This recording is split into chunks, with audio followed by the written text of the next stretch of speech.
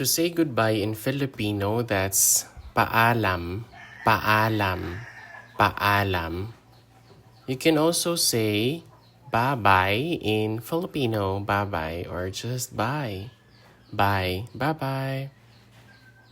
You can also say hanggang sa muli, that means until next time, or see you later, hanggang sa muli, hanggang sa muli. Hanggang sa madaling panahon, that means see you soon or the nearest possible time. Hanggang sa madaling panahon. Hanggang sa madaling panahon. Mag-usap ulit tayo mamaya, that means talk to you later. Again, mag-usap ulit tayo mamaya. Mag-usap ulit tayo mamaya.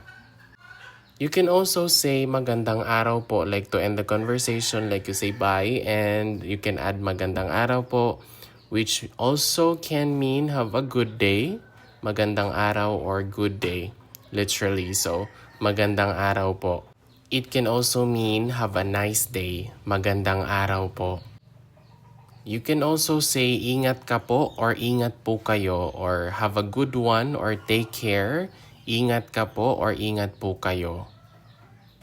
Paalam, or just paalam, it means farewell as well.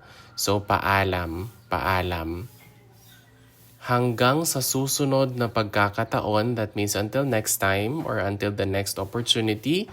Hanggang sa susunod na pagkakataon. Kailangan ko nang umalis. I've got to go, I need to go.